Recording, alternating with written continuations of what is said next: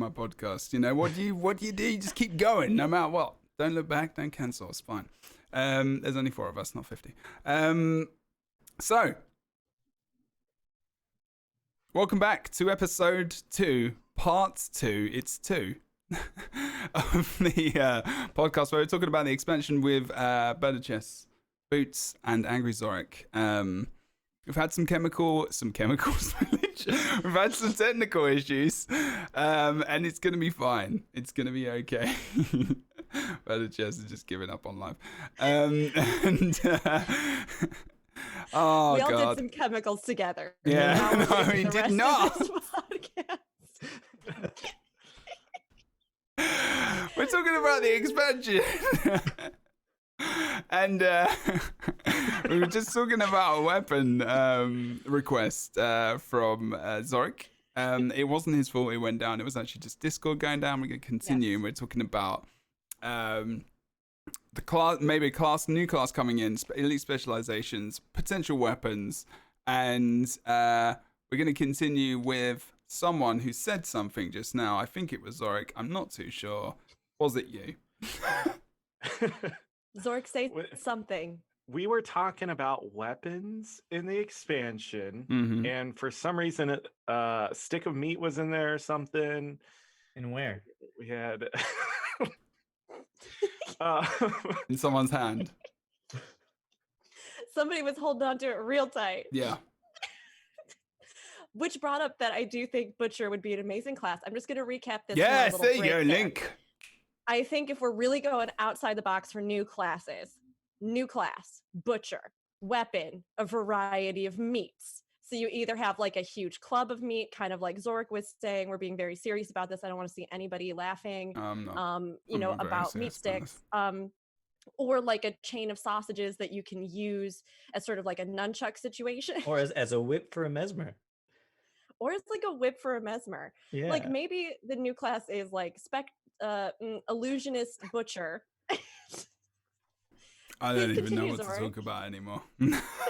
I'm just like, I don't even know. I'm just like, I get the chemicals are getting to new me. weapons. Okay, cool. So that's done. We can do this. We can bring it back. We can get it back. Okay, it's gonna be fine. Right. So what we'll think about now is right. So a weapon that could be used for a class. It could be. We're talking about potentially a new class. Maybe Boots is not keen on that idea. Doesn't think it's going to happen. Maybe not keen, but doesn't think it's going to happen. New class again. I know because we didn't get that because we had to start again. Fine. All right, so let's talk about the new class. Yes. What for example, if we get a new class, would it come with 3 new elite specializations right away? Well, that's the thing, isn't it? Does it have to?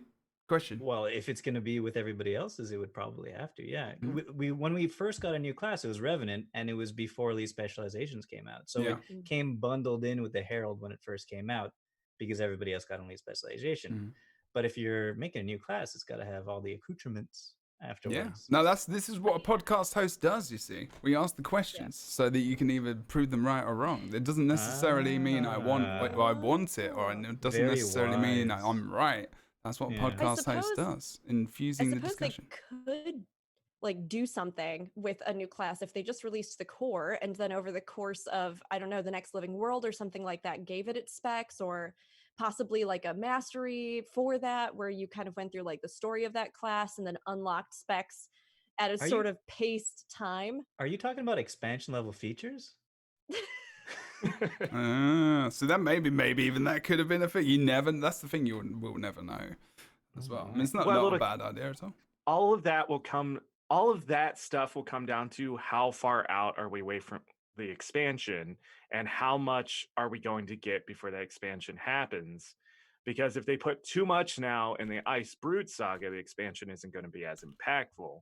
But if they put just enough in the Ice Brood saga, and depending on the timeline in that, the expansion's going to be a really strong hit out the get-go because people are going to want the new stuff in there, and they have all this other new stuff they've been playing with. So it's just sort of like content rolling into a bigger piece of content, which has been successful in many other games. So right. So there's the outside chance that we will be getting in a new class with elite specs for that class during the seasons leading up to the expansion. But I think more likely than not, we're just going to be I getting was like, elite oh, did specs. Boots just change his mind in the space of 5 minutes? He didn't. No, I'm just It. giving it its due. Okay.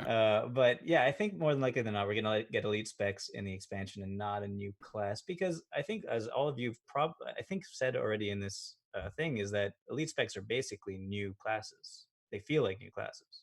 They change Yeah, the they really role do. potentially of what you do and how you deal the damage, or how you deal with the support or whatever, because there are still, because Guardian, as an example, had at its core you could support, but then it had Firebrand and it added support again, but it was just in the form of another mechanic, i.e. mantras, and because the book essentially is just virtues, it's just an extension of virtues, it's just a kit, right? Isn't it? It's not anything brand new really, but the mantras, and it wasn't massively new stuff, it was just something that engineer had, but it was the bars changed position, because that's essentially what the tomes are. They're just kits in a way with cooldowns.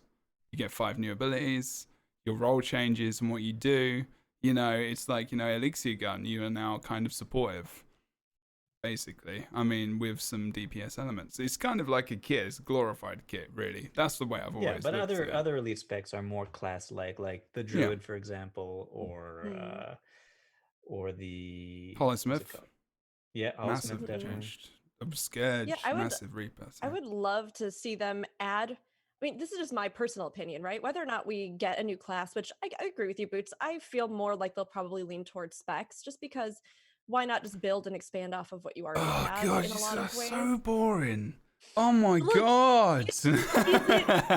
Look, I would almost rather have them give us like a new race and do specs, or like give, you know what I mean? There you go, like, just mixing up. Good. On growing, like they can focus on growing a lot of things. And for me as a player personally, like the two things that really change up my experience are having a new spec and having a new weapon. And I think that with some of those classes, they could really like go in there and take a look at what specs we already have, and then say, hey, let's give them a spec that lets them now fulfill a role that maybe previously they didn't necessarily have, which I always think is a lot of fun, because then you can take that same class that you love and kind of work through those specs and use it in a ton of different ways. So like personally, I don't care if they give us a new class versus new specs. I just want to see some new type of some play, new stuff. So, but that's an interesting place to go now, because in my opinion, I think that at least 50% of each time they're developing new elite specs, both the first and the second time, it felt like they were trying to do exactly what you just said, which is try to see what the class is currently missing and try to deliver a new role that they could fill. And at this point of the game, though, I mean, I might be wrong, but it kind of feels like every class does have an ability to play each role. Just depends how well it is, how good it is. Depends how well it is. Yeah. So have they already completed that now, and now can they just go in wild new directions when they make elite specs, or do you think there's still some classes that are missing the ability to play a certain role? What does Zorric think? That's what I was going to ask you. I think what we need to think here is what the expansion is going to be, and I've been thinking about this a lot. If they're going to give us an expansion, they don't have to include it with the game the same way they have. They can sort of take it a different place and sort of make it more isolated. So like even introducing a new race, they don't have to go back and do everything they've already done. They can just start there and then be like, here it is, a level 80, because by this point we're on a third expansion and people are already being rushed to catch up. So it's not about the new players anymore, it's about the new content. So if they do what they did back in Guild Wars 1, where each piece of the puzzle was separate but all connected in some way, they could do it the same way with Guild Wars 2, and I think they could be very successful at it by introducing this stuff but not necessarily making it have to be part of everything else. So I don't know what that means, but I do think ANET is capable of separating out some of the content to give us fresher, better content, and who knows, maybe new game modes or whatever can happen over in Cantha. But it would be an interesting thing, but I don't think they can just go back and keep rehashing everything to try to make it make sense, like they try to do with the Revenant, because then it just gets clouded. Let me. I'll recap on what Zorric said, because I understand what he's saying, because I actually thought the same thing earlier. So he's saying that you in the expansion, everyone's level 80, and in a way to advance your character to level 80, is rather than having a boost, this is just what happens with your new race, for example. So you got this race, you got this, they're 80, and you pick, all the specs that are still there. You've just got a new race. They have their own tiny bit of story to get them into the game, and then boom, you're in the content, and that's where they are introduced. Whereas everything doesn't really matter from before, because they're only just been introduced into the world in this way, and that would actually make sense. That was actually quite cool, I think. And in response to what Boots said as well, maybe these roles are already being met. We've got supports, we've got damage, we've got so much damage. Do we even need elite specs to keep us interested? Is this something we do need to have to really? Should that be the thing that comes in? He's nodding his head. I'm not entirely sold on this. I actually feel like things could be altered and changed to a degree, maybe, instead of introducing a full amount of elite specs. I think for me, especially as a PvPer, like always the content has been elite specs, new things that could come in to make my class more interesting. But I think it's come to the fact that the best PvP in Guild Wars 2 for me was pre-Half-Thorns, and it always has been. In terms of just competitiveness and fairness and everything else, even though to a degree, Celestial Amulet was an issue, and everyone was running, but there was more skill, absolutely more skill. This is my personal opinion, and I think after the big power creep and everything else, is it worth the? And it probably will be, because they could come up with some epic stuff. The problem is it worth? And again, this isn't necessarily something that is my opinion that I want. It's just more of a discussion point for you guys. Is it worth having even more power creep in the game with another elite set of elite specializations, giving us free on top of the core trade systems? Even more balancing when they're just getting to a point where the game is, for the first time, maybe getting into a more balanced state with a new cadence and ideas. Is it worth upsetting that with new elite specializations because we want them? And is that the best thing that's going to sell the game? That's the thing. I think kind of, yeah. I think yes. Is that yeah, in a perfect world, there wouldn't be that power creep. You would just have different ways to play, right? Like, it would just be equal power but different. And that's what I'm assuming they strive for every time they make an elite spec, unless you go back to the idea of possibly making it a little bit stronger at launch and then nerfing it later just to sell the game a little bit better. But that's another story. But yeah, you need, for a game to feel exciting, it's got to keep on feeling new, right? So elite specs are one way to do that, especially for the people who don't really go into the rest of the content of the game. And I do think there's something to be said about the different goals of having things like new classes or new specs in a game, right? Because on one hand, and like Jeb, you bring up a very good point about this, right? And we talked about this a little bit earlier with like PvP in particular. In PvP, the idea of balance is, I think, and meta can be something that does hold a lot more precedent, because I mean, you are going up against matches with people where like you have to know some of those things and you have to be able to combat it. So if there is a class that is overpowered or OP for some reason, right, it affects the overall play style of that entire game mode, because everybody's going to be, in theory, if they're playing competitively, which not everybody is, like they're going to be sort of tooling around whatever that is and trying to give themselves the best advantages over it as the primary way of securing victory in the game. Versus like me if I'm like, say I'm not doing PvP, it's nothing to do with PvP, and I'm just out in the field That's and the I'm thing, just digging around and I'm having a really good time. And I'm like, man, I want my character to summon shards of rainbows from the sky that rain down on my foes and then cover the earth in crystals. Fair. Like that's very different than like playing around a mode that has certain demands of balance, right? So it's tough because it brings us back to this sort of discussion of how do we balance all these modes going forward? Like if they are prepping right now so that things are balanced, that if they release new elite specs, they feel like overall PvP in those other modes will be pretty secure, then that's great. Or do they start moving in a new X pack? And I'm curious how everybody would feel about this. If they did something like create a limited move set for the skills and the abilities and classes that were in PvP, would you like that? Would you hate it? Do you think that kind of you mean overhaul completely changing what they do? Or just like giving them like, I don't know, controlled kits that you could use in a way, but that wouldn't be as like, you know. They kind you know of. What I'm trying to say? No, yeah. Well, that's kind of what they did with the balance. They're trying to do with the balance and separating a little bit. It's just more engineering, more work. I think I just don't know if they've got the people to do that kind of thing. And like, I mean, it would be fun, but completely, yeah. I mean, there are people, and there is an argument to say, you know, there's tons more people playing the game that just come in for the content, and they will come in for that week. You know, and they will play that story. They will spend money on the game, and that's where they get their money, and that's where they get their burst of playership. A gift from Zoom. Okay, we've removed the 40-minute time limit on the group meeting. Love it, Zoom. It's not Thanks, sponsored by Zoom, but thank you very much. Because otherwise we'd be screwed. But and thank you for ruining my train of thought. What was my train of thought? What was I saying just then?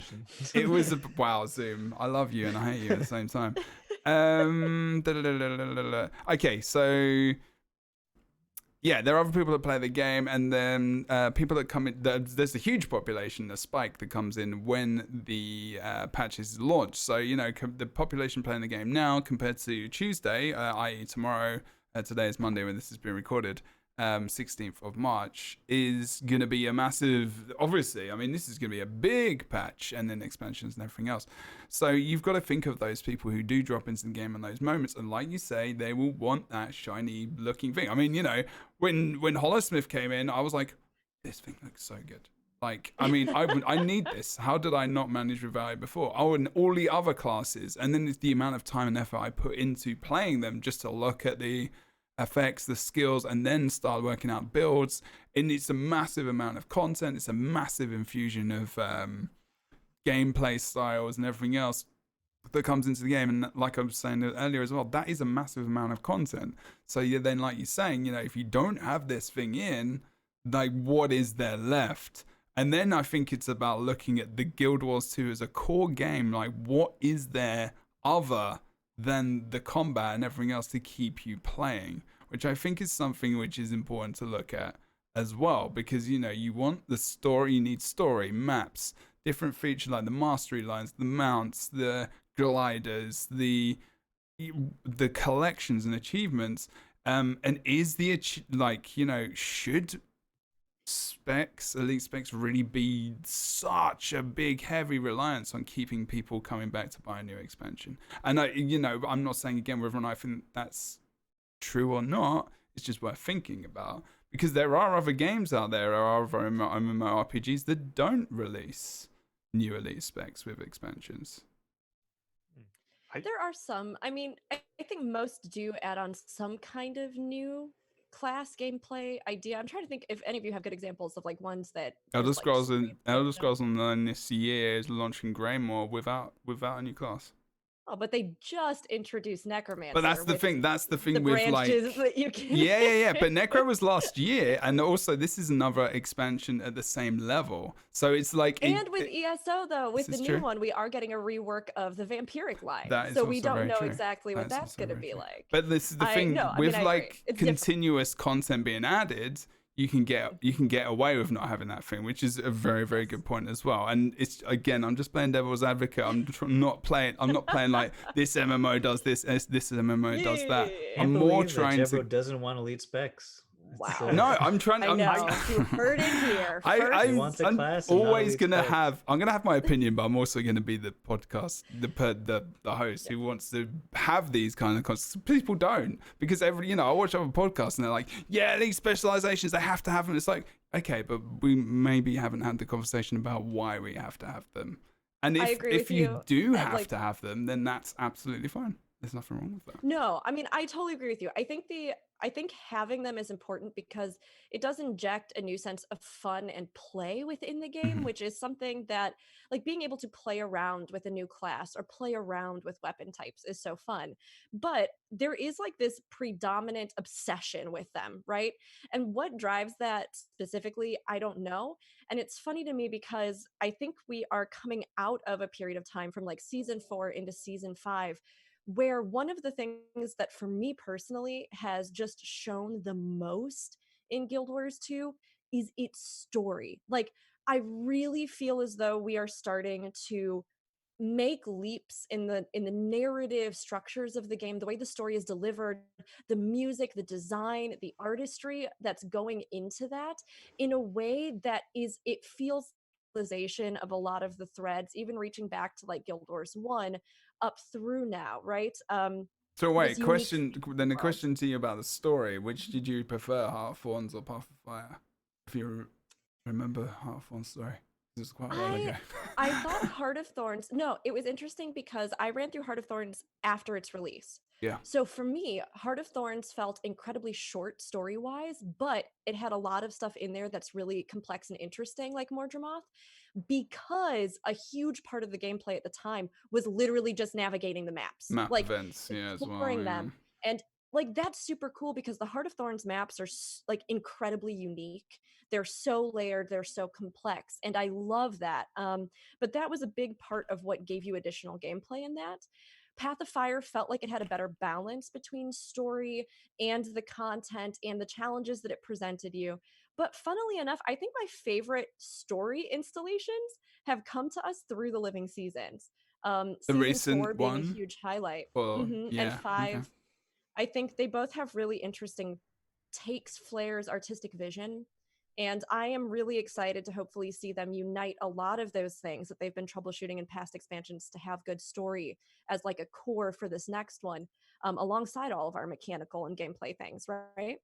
I think it's going to be really hard for them not to do a good story because they're doing so much setup now. We're getting, well, just now, I don't want to spoil anything for people who haven't played, but Jormag and how Jormag is acting and what Jormag is saying, again, you can always have that like grain of salt and that sense of, yeah, you're just an elder dragon trying to get your way.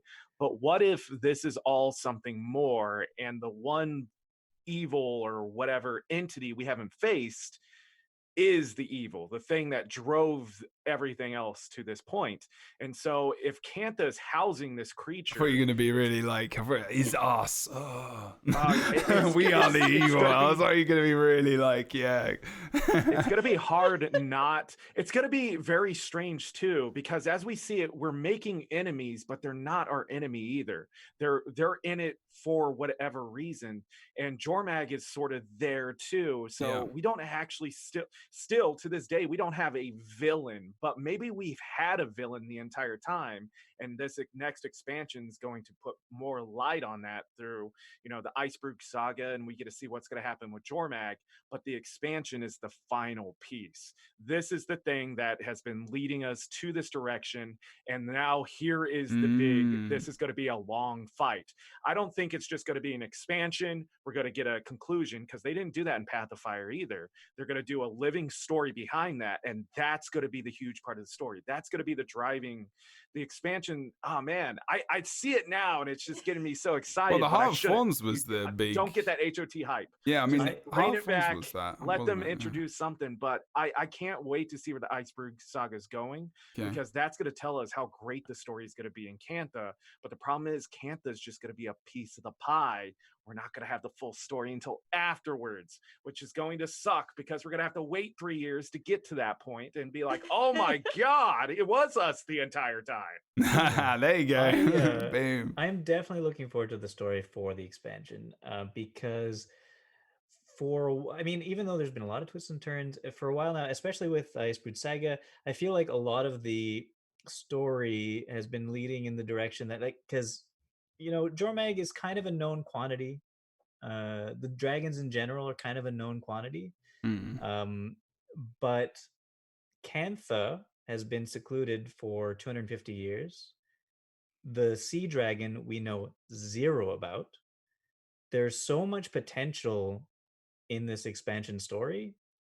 I could see them doing a lot with it. So I'm really looking forward to it. So you guys think that they're gonna lead from what Zorric said and going from Heart of Thorns, because season 1 linked to Heart of Thorns, right? I mean, it was like there was this massive build up of everything. I still think for me personally, the whole Scarlet thing was one of the best things they've ever done. I loved the hell out of that. That season was I really liked it. I'm not sure how many people did, but personally, like, I just found it really, like, it was just so good. Like, there was this thing behind her, and like, it was just, I loved it. Like, I liked Dry Top and everything else. I thought that was fantastic. And I don't know.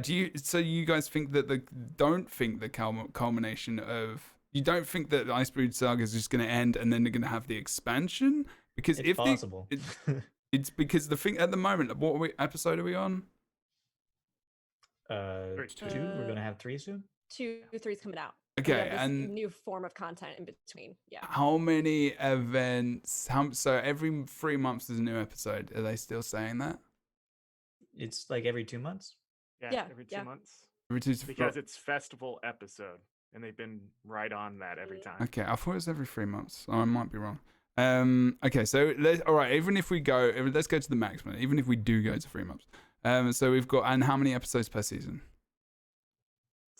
6. That's a good question. 6 to 8. Yeah, we don't totally know. I think it's been a saga, not a season. Yeah, yes. They can stop it at any time. I mean, of course. They don't have to have like, oh yeah, we're doing 6. They could do 7 and be weird about it. They could do 12. Yeah. Well, I mean, especially too, because now we have those in betweens, right? Like the interim. So we don't know exactly how much of those supplemental story things, like the one we have coming out this week, are going to be in between. And you can argue, I mean, some of that is content not connected, but some of it is actually fleshing further out the story from the first episode. Oh, it's absolutely. Yeah, there's some kind of connection. Yeah, it feels like there could be. I mean, it's like for the future, sorry. And also, so then if you're thinking about that, so we're on like 2 or 3 or 4 more episodes maybe, but then an expansion is going to be a longer break after that. I mean, that would be probably insinuating that, I mean, we're talking about late next year-ish. I mean, in terms of that's my own personal guess at the moment. But so Icebrood Saga not ending, leading to the next expansion, but not ending with the expansion and leading into more story. Now, this is another, I mean, we're going over these subjects very, very briefly because there's too much to cover, and also we've been here for about 2 hours, even though we had the massive break. So I'm sorry about that. But like thinking about that, like, the one thing that people have wanted that I have always known about since the start of the launch of Guild Wars 2 is Camphor, right? So that is what is the reason, and this is something that Boots and you guys were talking about earlier before the podcast, I want to talk about it. Why is it Camphor? What do you think the reason could be that they're bringing Camphor in now, since it's something where, they've never been like, Camphor's going to be coming at some point. Is there a reason they're bringing that in? What is the next thing? I mean, this is way in the future. If Camphor is this godlike thing that people have wanted for so long, what is left? I mean, obviously they can just make stuff up. They can, but there's nothing left from Guild Wars 1. I mean, is there anything else left? after Camphor? Like, because it feels. Are you guys getting what I'm talking about right now? You're saying that maybe this is the stamp, this is the end point. And this is something that Boots was talking about, I believe. I think it was you before we started this, and it's a very good point to think about. Like, where is this? Like, where is in the timeline for the game? Is this like is this a reimagining of the game? Is it going to bring more life into the game, or is it looking towards a potential of an end of something? I don't know. And it's not necessarily has to be a negative thing. It's more of a question, like another discussion kind of thing. I don't necessarily see it as an end. I think if anything, it could be an end to Guild Wars 1. Like, okay. this sounds wild, but I mean, I think the legacy of Guild Wars 1 has, for many, many good reasons, held so much sway within Guild Wars 2 for so long. And there have been things from Guild Wars 1 that people have wanted to see for ages, because they had years in that game. There were things that inspired them. There's incredibly creative and unique storytelling and game modes and PvP and all kinds of stuff in Guild Wars 1. And I'm the kind of person where I always tell everybody, never proclaim that something is the end of all things until somebody has told you that it's the end of all things. And I think especially at this point, it feels very contrary to the momentum we have in the game, right? Like, we have a team that has come back from like a rough year that's stronger than ever, that's building up in new content types, strikes, these new story missions, all this stuff. We have all these new things coming to the game and this expansion on the horizon. But we are seeing kind of a culmination of a lot of the things that were still, I think, lingering from the Guild Wars 1 legacy, and things that people have wanted, like Cantha, or like Eye of the North tie-ins, or, like, gosh, even Drakkar, or all of these things, right? And at some point, I mean, Guild Wars 2 will have to move its story larger. But, I mean, that's not to say that, like, broader scope, that's a bad thing, or just go in a different direction, right? It's a great thing. They are their own story. And I don't even believe that the end all be all of this next X Pack is just Cantha. I wouldn't be surprised if we get to see more beyond that. And there's so much they could do with the human gods, with where humans came from, there's all these different legacies and histories and lore. So that's exactly right. I mean, you said it perfectly. This, I think you might be right in that bringing back Cantha and probably the season that comes after it in Cantha might be the end of Guild Wars 1, because we visited all the places that Guild Wars 1 had to offer.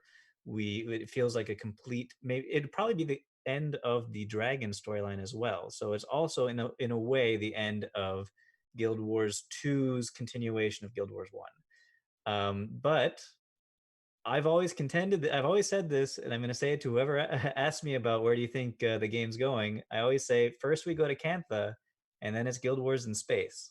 and I still think that's going to happen. I mean, you never know. In space being the mists, I guess. And it would be, we have to follow, I mean, the gods have left Tyria, and we don't know where they've gone. We have to follow them and find out what's out there. To drain off the mist. Sorry. The mist holds so much, and as much as I'd like for us to expand into space, I think it is. Yeah, this is us ending Guild Wars 1 in Guild Wars 2, but I don't think that's going to be the end of Guild Wars 2, because if you ever look at a map that ANET made of Tyria, it's huge, and we're in such a small place. And it's weird because there's 6 dragons there. All these bad things are happening. It's such a megalith. But what about the rest of the world? Is it just empty? Is there other things out there? Is there more to this? Was the world really going to end if we kept killing the dragons? Like, there's so many ways they can go with the story. And they hint at so many things. You look at fractals and that kind of stuff. There's little things in there. It's like, where does that come from? And and we go into space there. We go into an astral plane of just the future, so far in the future that this demon child wants to play, and she's just some kind of spiritual creature. But where did she come from? We really could go anywhere with that. Yeah. That's the thing. And hey, on top of that, we have 250 years of separation from Cantha. Who's to say that they didn't technologically advance much further than we did, or do something else special over there? So true. Fair. You know, that reminds me, there was one thing that they did in the Icebrood Saga story that we haven't seen, and it was the centaur scene where they are still enslaving humans and marching them, and it hasn't come back yet. Everything else, there's a place for it, but we haven't seen this jungle place, and we haven't seen the deep sea. There was a place where you could see stuff falling in the water, but we haven't seen that yet. So we know there's a lot more stories. But makes a return is what Zorric said. Underwater combat. Are you a fan, Zorric? Yes or no? Maybe. I actually really like it. I loved underwater combat, and you know I don't care who knows it. You know I don't care. All right. I love underwater combat only because when being in World versus World for so long when this game started and see the weakness inside of Zergs when they're in the water. IOJ became one of the best underwater fighters ever. Underwater, and then they removed all of the water. Really? Yeah, what's the best thing to do against 60 people? Get them in the water because most of them couldn't swim and they get lost. I still to this day don't understand why people think underwater combat was so bad because we just destroyed people underwater and they're just. Yeah. I mean, it was balancing. It was another thing. It's crazy. It was. I mean, there was a lot of reasons they kind of wanted to. They kind of started to move away from it, and then they kind of moved back toward it, and then we kind of saw them move away from it again, but. I think, you know, the reason why I liked it was, again, it was another thing that they did differently, actually. Yeah. It was just another thing they well. did very well differently. You know, if you're in a different place doing a different thing, screw it. Let's just give you new abilities, you know, change the abilities you have, you know, like, you know, change them into something else. And again, you know, that's something, again, I think there's something maybe actually BirdofChess said earlier in terms of maybe changing what your skills do maybe is something similar to that underwater thing, you know, take a trait line, have an adjustment to it, you know, have a way that it gets turned more into something else, but you know, with similar kind of looking abilities, and you know, it just operates in a different way. Possibly there's something they could do there, because I think that whether or not they've got those people, they've definitely got the talent there to do that, but I think a lot of the people who were driving that kind of thing may not be there anymore. But I'm not sure about that comment, because I know, you know, it's like loads of people who had these bizarre ideas that they brought to life aren't really there. You know, Roy with mounts, they've been able to continue the mount creativity they've had since then. And it's just about whether or not, you know, the people that are there at the moment, are we going to see continuation of the same stuff? Or are we going to see completely new stuff come in with brand new talent, and they've brought it back into the company as well? I think it's, you know, I like to just imagine that they're capable of anything at this point in time. And I think I want to see something brand new again. That's my expectation from them, because they've been doing it. Because they've done it, you know. If you go into any game at all, even just single player games, and you get on a mount, it's the same shit. They're doing the same thing. You get on the mount, you go there. That's it. Like, you play like Gears of War. I got on a mount the other day. I'm just literally, I'm on a boat. I steer the boat and I go over there. You know, I'm not jumping. I'm not doing a big damage ability. I'm not going from one thing to another. These are really big things that we take for granted, I think, in the game.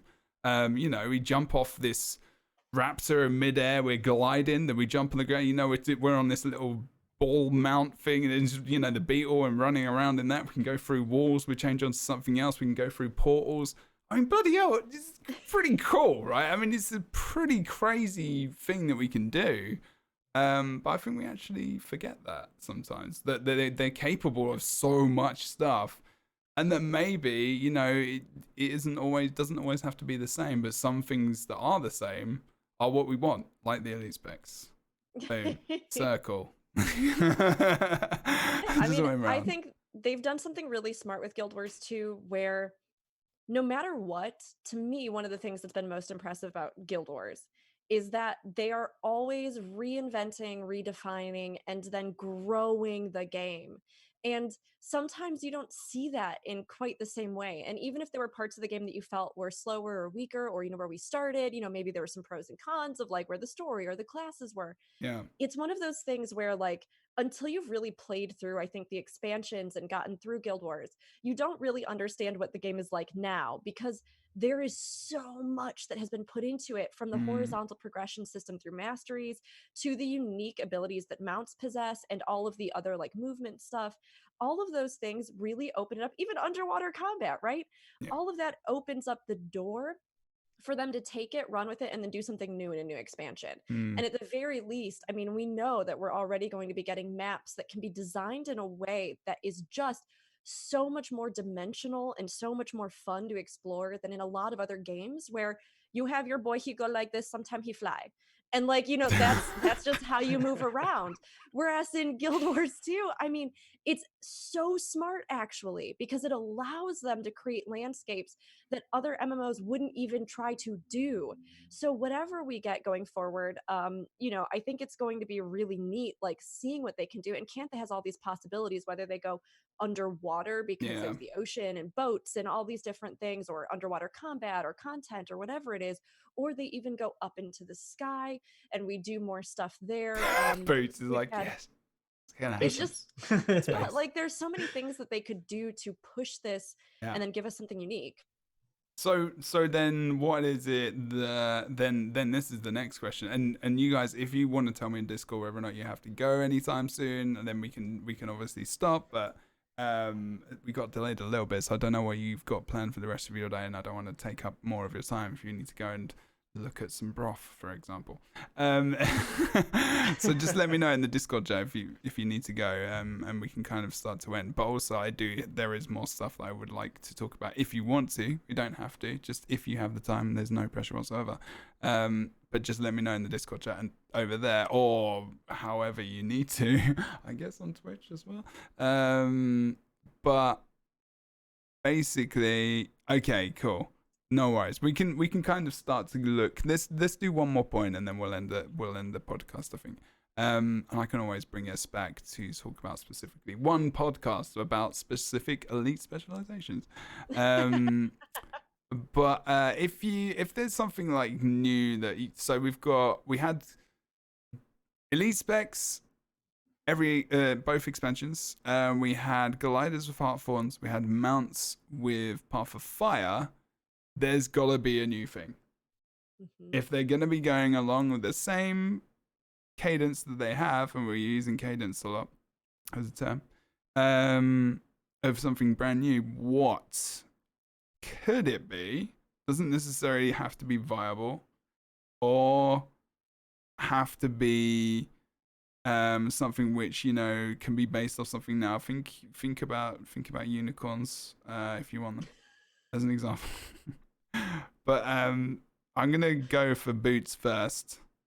What would you like as something that could match a new mount, like mounts or gliders, something that might be in other games that you could bring into Guild Wars 2, something that's brand new? Have you thought about this? Is this something, maybe even talked about this on the podcast yesterday, is there anything that you would like to have maybe as well? It doesn't have to be massive. It could be just, I want an extra pocket. An extra pocket. That's exactly what I wanted for this expansion. And if chat, they you can think add about an this extra pocket in this expansion, I'm buying it immediately. No, I definitely think that there are still going to be new mounts in the new expansion. I don't think it's just going to be something else. Okay.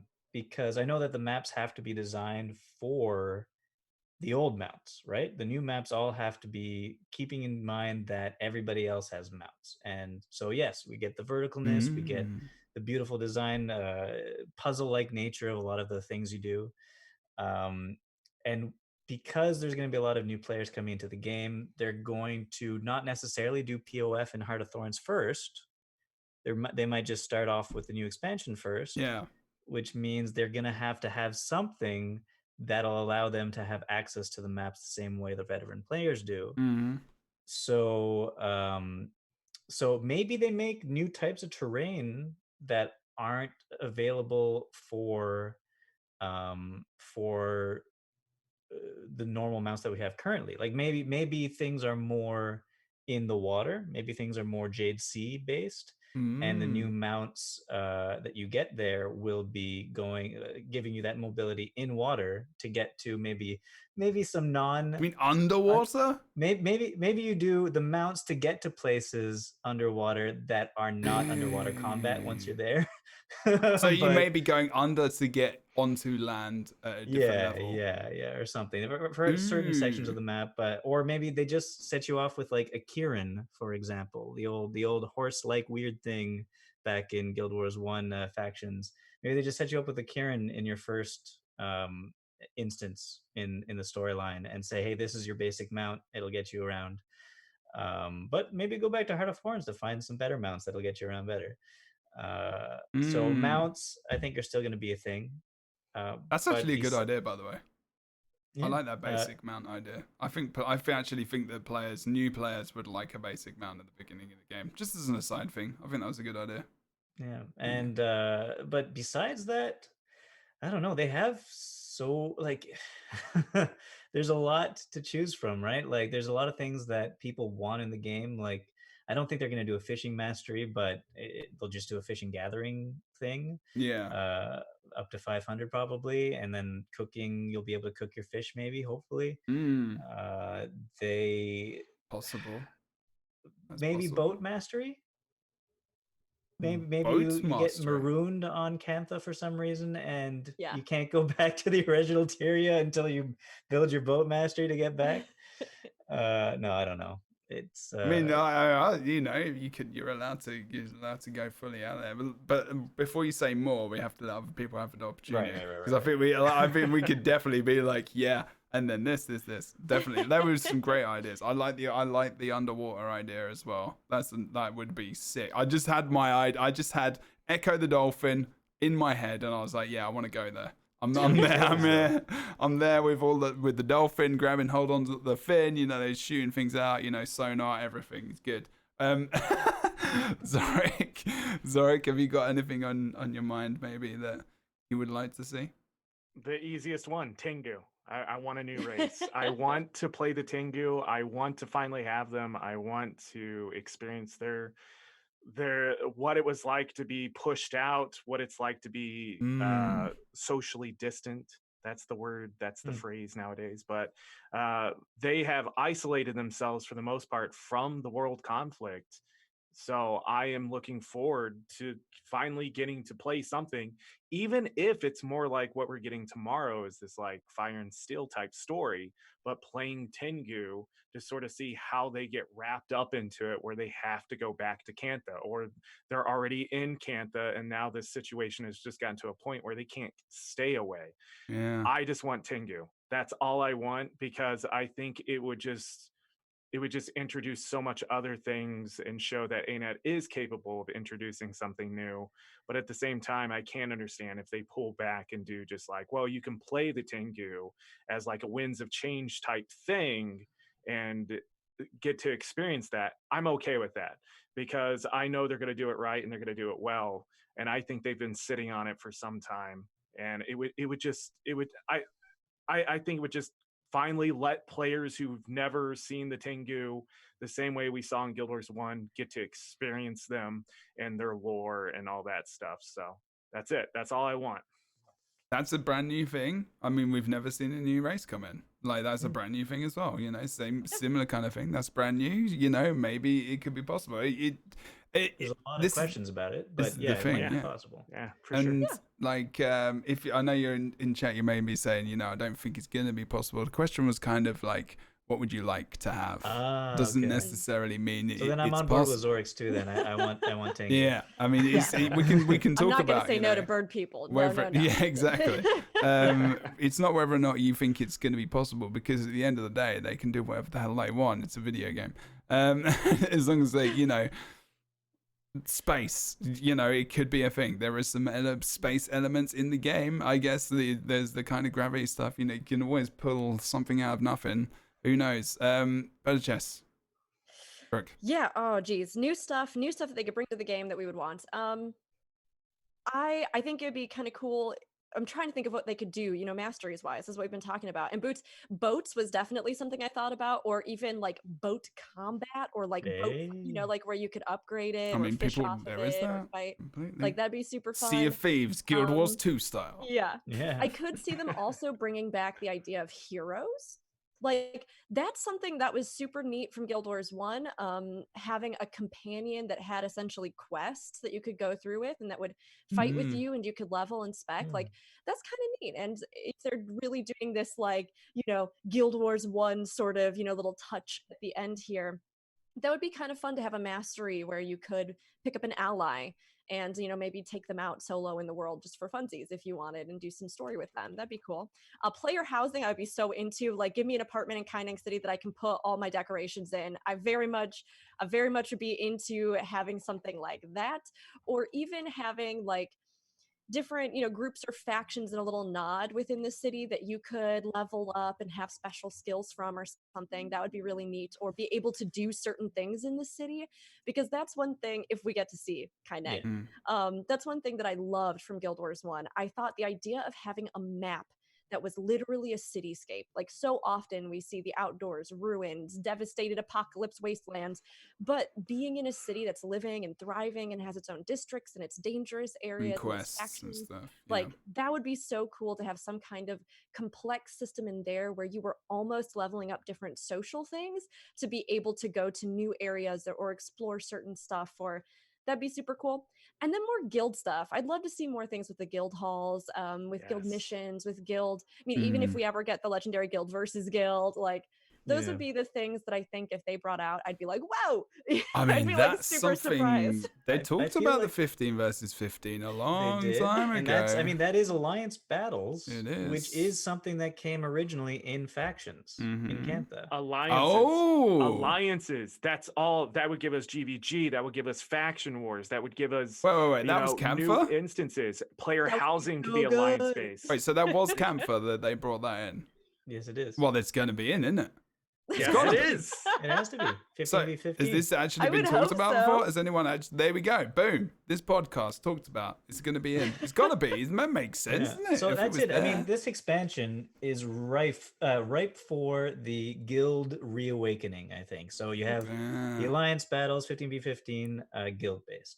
You have the thing that they were talking about for World versus World for a very long time now, and it still hasn't been implemented, and probably is going to be pushed back until the expansion, which is alliances in World versus World, where instead of server-based combat, it might be guild-based combat, where a bunch of different guilds get pushed together as a server. And then maybe, who knows, we might get World versus World Seasons back because of that. That would be very nice. Seasons was good. And then maybe even in PvE, besides the fact that you might want to get a guild to do raiding or do group content, maybe they start putting it more into the story as well. Maybe back in factions, you had the Kurzik and the Luxons that were fighting against each other for the alliance battles. Maybe you tie your guild would have to be tied to one of those factions when you enter Kantha. That'd be super cool. I would love if they did something. Yeah. And it's funny because, I mean, I don't think that anybody wants the expansion to just be a rehash of Guild Wars 1, right? It's not that, but I think there are some great ideas there that they could absolutely take and then make their own for Guild Wars 2. And these things that like people have been wanting that involve more of like the guild front of the game and really building that socialization, This episode goes really well with the previous episode where we were talking about transition from Guild Wars 1 to Guild Wars 2. This is quite good. I'm liking this because there's these ideas, but because like you say, they can't be exactly the same as Guild Wars 1 because it's not even the same type of game at all. Like you can jump. I mean, this is a what thing, but like it's a joke thing. But like it is a different game. It's like there are many people that can access the same area at the same time, like in the world. It's an MMORPG. So, these things have to be reimagined. They have to be rethought about because they're new classes. So they are technically pretty new, but with the idea of the old coming in with the new and with the advance of that, of course, as well. So then definitely,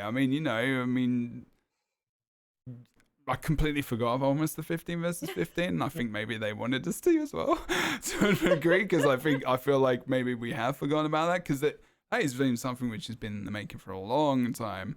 And I think it was maybe a discussion. They did talk about it in a post. I think it was an official thing that they did talk about, right?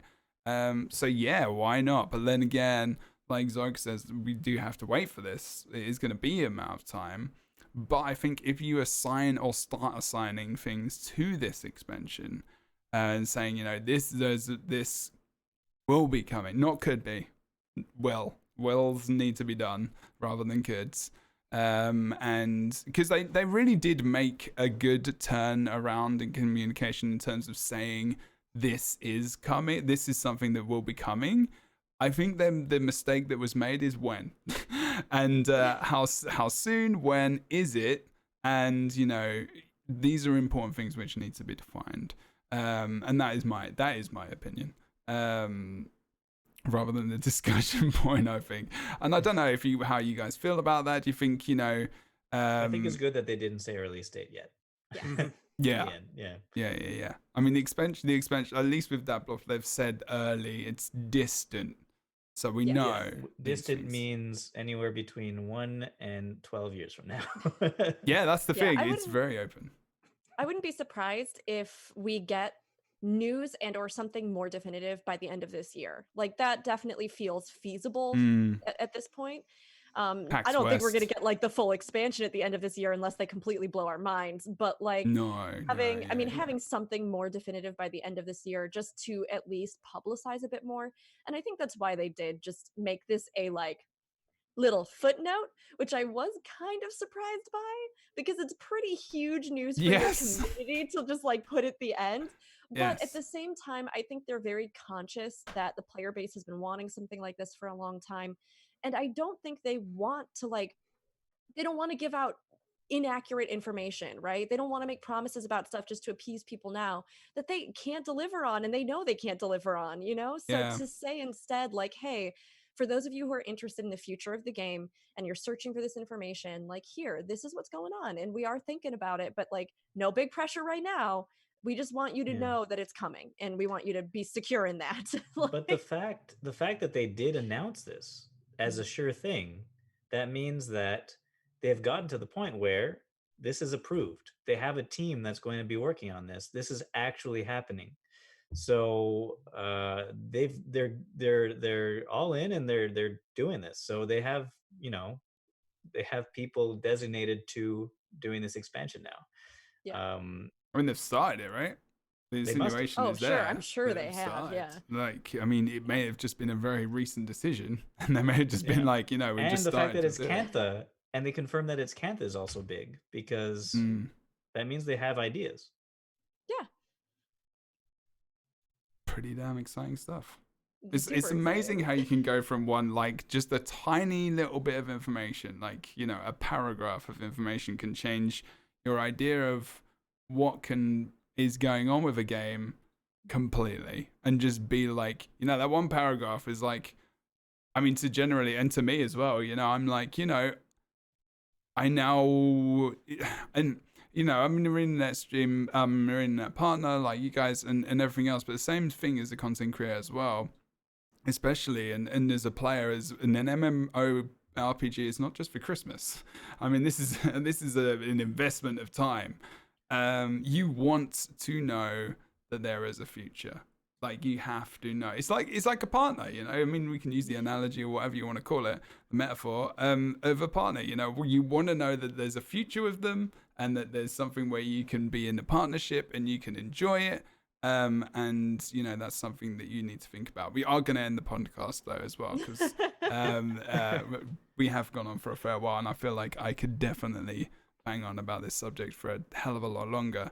And I'm going to get you guys in future to come on as well to talk about this, definitely. But yeah, I think, you know, we've been very briefly over the things. And is there anything you guys want to add to the conversation, really? I don't know. I have all these notes. I don't know if I went over all of them. Well, you're the one who needs to go, so you got to make up your mind.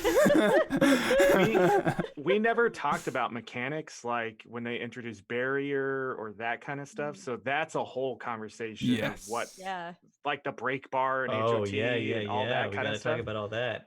Oh man, that's a huge can of worms right there. Because remember, subject, they didn't give us a tutorial for that stuff. They've just put it in the game, and they're like, "Good luck figuring it out," sort of thing. And then you have to go watch a YouTube video. What's a break bar?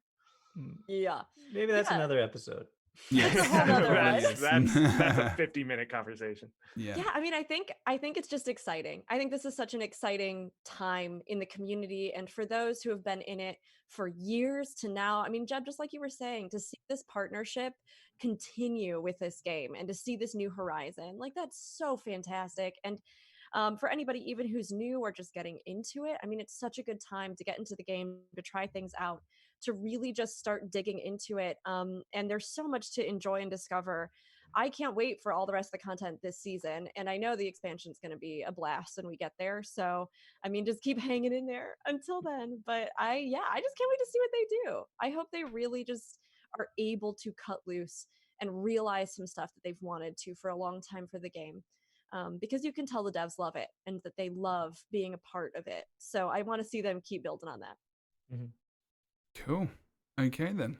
So that is going to be us done for today. This has been episode 2, talking about the expansion briefly, some things, because there's not enough time in the day to talk about this stuff.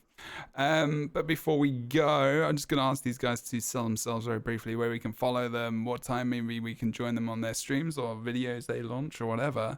Boots, where can we find you? World of Enders on YouTube. World of Enders on YouTube. YouTube.com/World of Enders, right? Yeah. Sweet. Follow him for all the builds, all the crazy build stuff. He's on Wood and Potatoes channel as well. Twitter is World of Enders, I think. There you go. World of Enders, he thinks. If you have problems getting to it, Google World of Enders on Twitter, and you will get there as well, because that's one of the ways you can probably find him. And yeah, check out his channel. Do it. It's going to be in the link in the description below on Spotify, YouTube, wherever as well. And thank you for coming on, dude. I really appreciate it. I asked Boots very late in the day as well as these guys, so I do appreciate it. AngryZorric, say yourself. Where are you? What do you do? How do you do it? I'm on twitch.tv/AngryZorric. I stream Friday games. I'm an ArenaNet partner, so you'll see Guild Wars 2 there every once in a while. And it starts at noon Central Standard Time and goes until I'm done. And of course, sometimes start a little later. And find all sorts of stuff there.